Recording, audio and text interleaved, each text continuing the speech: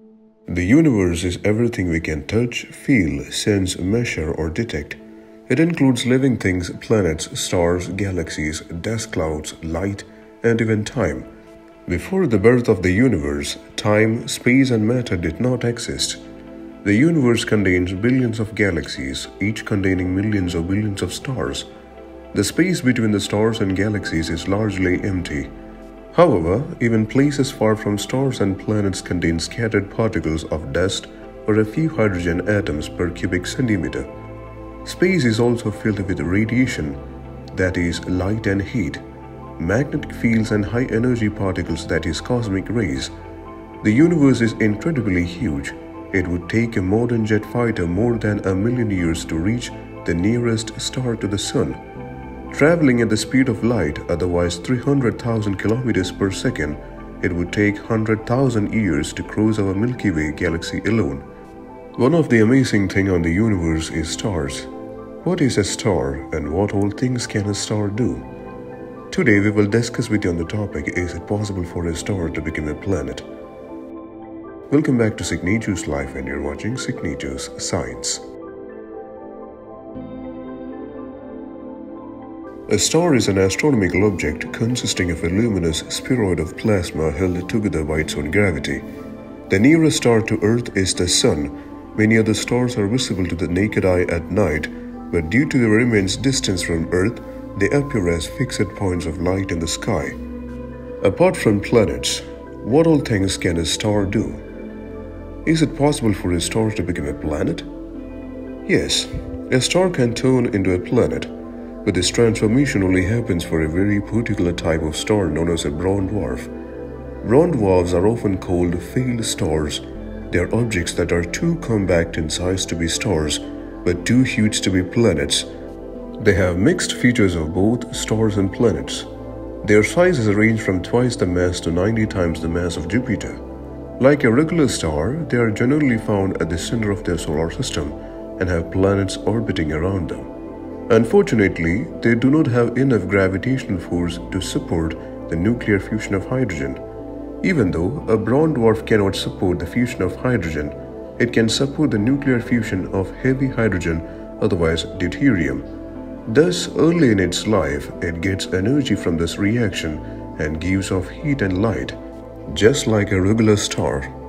However, deuterium is found in limited amounts in the universe. As a result, a brown dwarf exhausts its deuterium fuel very quickly. Some scientists do not consider brown dwarf to be true stars because they do not have enough mass to ignite the nuclear fusion of ordinary hydrogen. At the same time, some scientists do not consider brown dwarfs to be true planets either because they typically sit at the center of a solar system, just like a star. A brown dwarf is a strange object with a mass that is greater than the biggest regular planets, that is, about 13 times the mass of Jupiter, and less than the smallest regular stars, that is, below 80 times the mass of Jupiter. Although a brown dwarf does not have enough inboard gravitational pressure to ignite the nuclear fusion of regular hydrogen, it does have enough to ignite the nuclear fusion of heavy hydrogen, otherwise deuterium. Early in the life of a brown dwarf, the nuclear fusion of its heavy hydrogen releases large amounts of light and heat. As a result, a young brown dwarf glows like a regular star. Despite its name, a brown dwarf that is still glowing does not appear brown. Rather, it appears magenta or reddish-orange. Despite beginning life as a star, a brown dwarf quickly uses up its heavy hydrogen, goes dark, cools, and spends the rest of its life as a planet.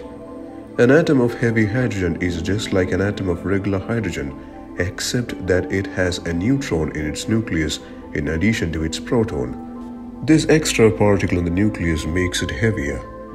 This neutron also acts like additional nuclear glue, making it easier to fuse together two atoms of heavy hydrogen.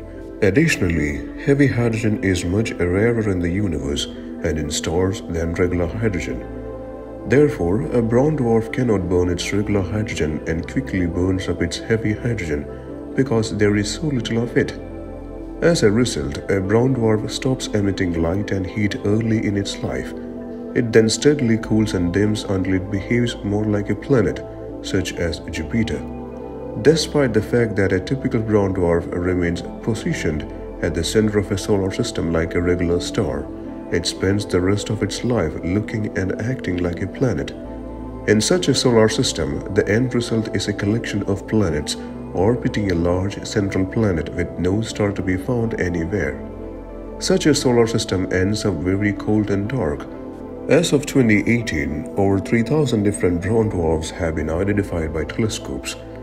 The number is so small because brown dwarfs stop emitting light very early on in their life cycle. They are cool and dark for almost their entire life, which makes it difficult to spot them with conventional telescopes. This does not mean that brown dwarfs are rare. It just means that brown dwarfs are hard to detect. This makes sense when you remember that through most of its life, a brown dwarf is dark like a planet. A recent statistical analysis estimates that there are about as many brown dwarfs in our galaxy as there are regular stars. It is suspected that the number of brown dwarfs in the universe may be close to that of regular stars. Brown dwarfs might also be able to make a small yet substantial contribution to the mysterious identity of dark matter.